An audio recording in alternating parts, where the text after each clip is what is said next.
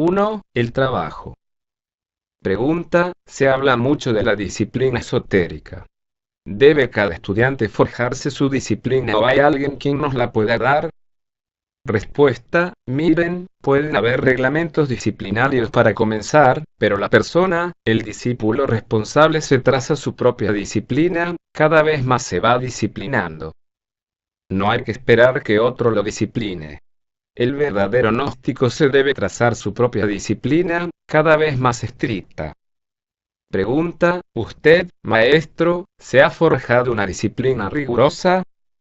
Respuesta, a mí no me han tenido que poner una disciplina, yo voy cada vez poniéndome mi disciplina, porque tengo que responder a la humanidad y ante los superiores.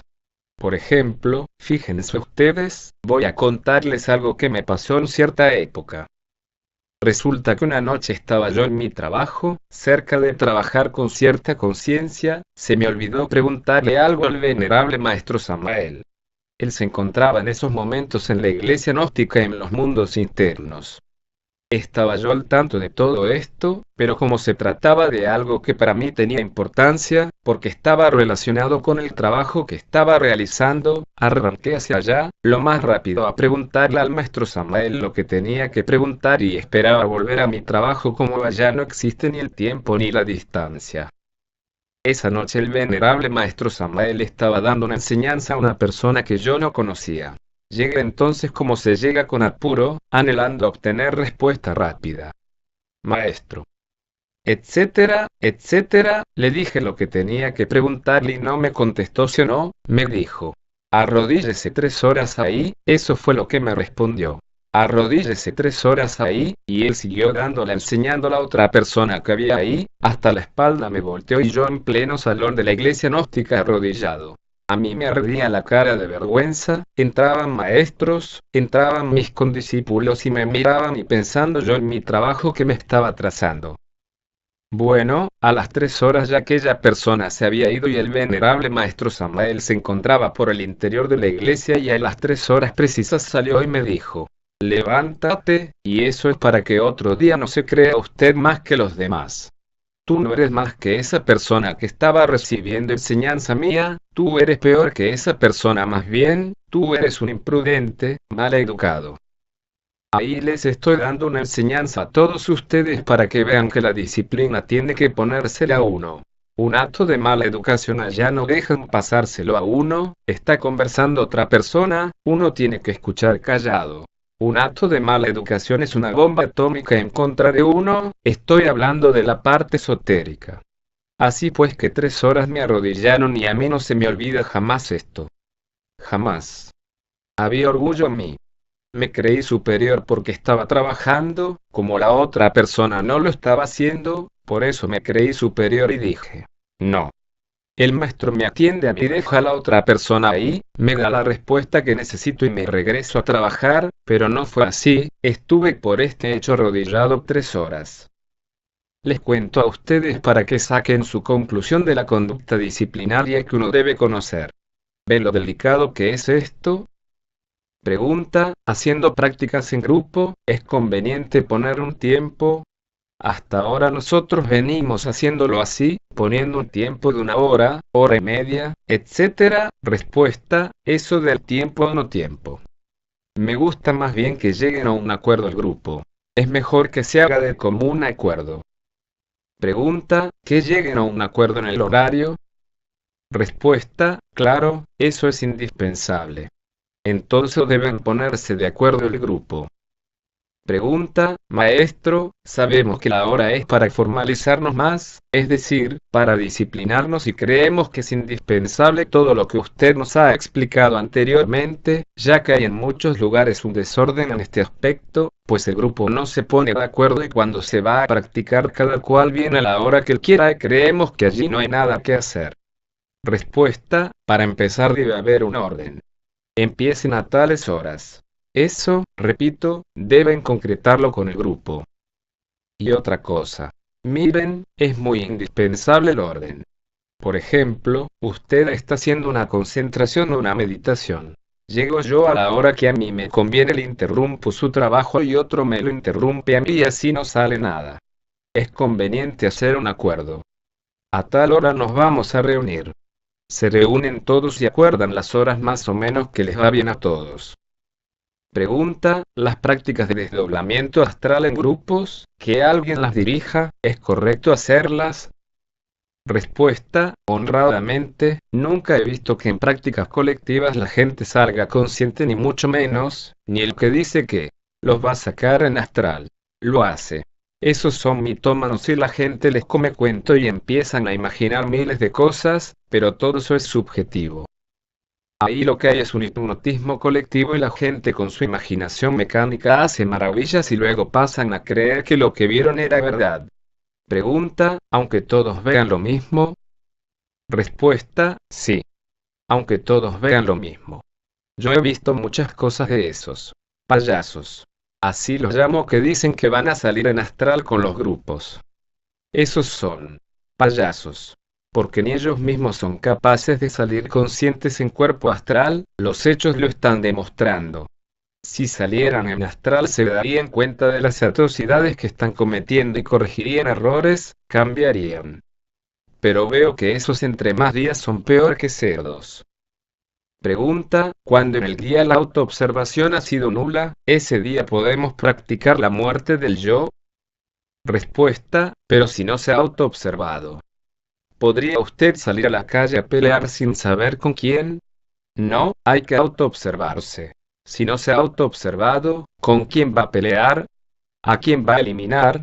En la autoobservación es donde se descubre uno. Pregunta, maestro, ¿los locales que se usan para meditación es conveniente usarlos para conferencias? Respuesta, siempre para la meditación debe haber un recinto aparte donde no entre todo el mundo, sino solo para eso. Sirve así porque se va impregnando de fuerza y si llegase una persona extraña daña. Pregunta, ¿se le debe llevar la contraria al ego? Ejemplo, si tengo ganas de estar sentado, digo, no, me pongo a caminar. Respuesta, eso lo puede hacer con la pereza, pero no con todos los elementos psíquicos. Pregunta, ¿es otro ego el que actúa ahí? Respuesta, claro, es otro ego el que actúa, va creando otro elemento ahí, contradictorio al otro. Si te quieres quedar sentado, pues quédate sentado. Pregunta, el maestro Samael en uno de sus libros menciona como muy útil y necesaria la práctica del Paratimoksha en la que cada uno confiesa sus delitos y toda la fraternidad pide a Devi Kundalini elimine los defectos que menciona. Esta práctica se puede realizar en la fase C. Respuesta, ni en fase C, ni en ninguna parte. La humanidad no está preparada. Eso trajo grandes conflictos en muchos países porque llegaba uno, por ejemplo, y hacía una confesión de todos sus delitos y más se demoraba uno en hacerlo que estar en la boca de todos en la calle. Nadie aprecia ese silencio. En realidad, esa práctica está muy adelantada y no hay preparación, nadie sabe hacer silencio, guardar secretos. Por eso el maestro la prohibió. Se hace en silencio, pero una confesión dentro de uno, nada más. Pregunta, ¿se debe comentar lo que sentimos al hacer las prácticas en la fase C?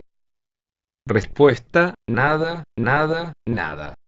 Lo esotérico no se debe comentar ni a la mujer, ni al hermano, ni al papá, ni a nadie. Eso es muy individual de uno. Pregunta, maestro, hay personas que se jactan de ser bodhisattvas. Algunos dicen que el maestro Samael se los dijo y otros ya se consideran maestros y cuentan todo esto a los grupos.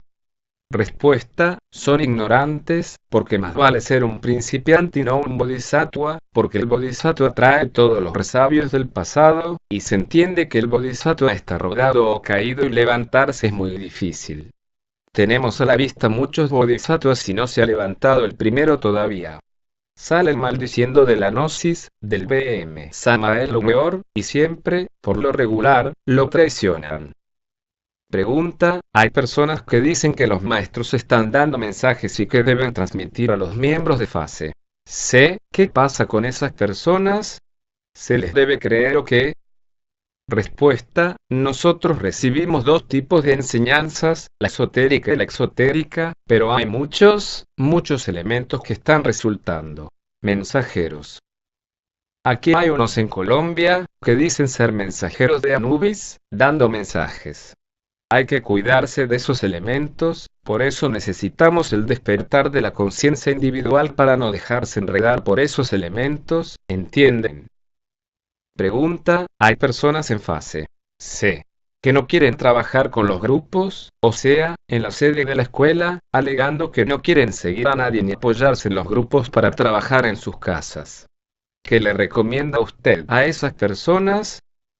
Respuesta, en realidad el trabajo es muy individual en cada uno de nos, sea en grupo o sea en casa, pero el fin del grupo es para mantener esa fuerza porque nosotros no somos una fuerza todavía.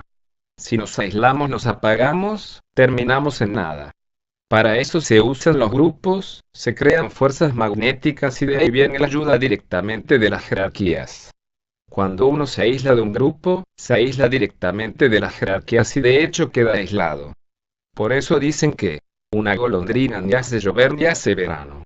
Uno aislado por allá no hace nada, hasta ahí llega.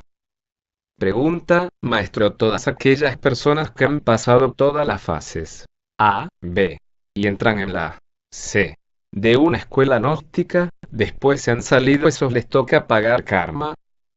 Respuesta, pero durísimo. Por lo regular esa gente van para abajo, los coge la ley de involución, desprecian la luz en estos momentos. Por eso las jerarquías tienen tanto interés en que nos expandamos en el mundo. Como la humanidad fue juzgada, todos fuimos juzgados, porque no querían las jerarquías meter al abismo a nadie que no le ha llegado el conocimiento. Esto se está llevando como un requisito de la humanidad, por eso el misionero debe limitarse a entregar el conocimiento lo más claro y correcto que pueda, bien claro. A uno como misionero le debe dar lo mismo que entre la persona que no entre, se está ganando igual. Que entre la persona o no, uno está ganando lo mismo, es un requisito para que la ley pueda actuar. Pregunta, ¿es cierto que a una persona que recibe el conocimiento, se le cobra por haberlo recibido? Me refiero internamente. Respuesta, claro, hay como un impuesto. Pregunta, ¿por qué razón a una persona que está sana físicamente, cuando entra a la gnosis e intenta trabajar se pone enferma con dolores de cabeza, jaqueca, adelgaza, etcétera? Respuesta, bueno, por un lado el organismo, en primer lugar, no está acostumbrado a las prácticas. Hay cierto tipo de prácticas que al hacerlas el organismo las rechaza un tanto. Entonces el estudiante puede sufrir o padecer ciertas dolencias por no estar acostumbrado al organismo, y por otro lado viene la legión. Cuando ella se siente atacada, ataca también. Pregunta, ¿hay algún método para contrarrestar ese ataque de la legión? Respuesta, ahí están los tres factores, morir, nacer y sacrificio, no hay otra cosa. Pregunta, maestro, actualmente se ven casos de niños muy caprichosos, iracundos, etc. ¿Es que el ego es muy fuerte y puede manejar la máquina a tan temprana edad? Respuesta, hay máquinas humanas que no necesitan de mucha edad para la manifestación del ego. Ese niño en mención ha madurado para la manifestación del ego. Eso no quiere decir que no sirve para lo espiritual.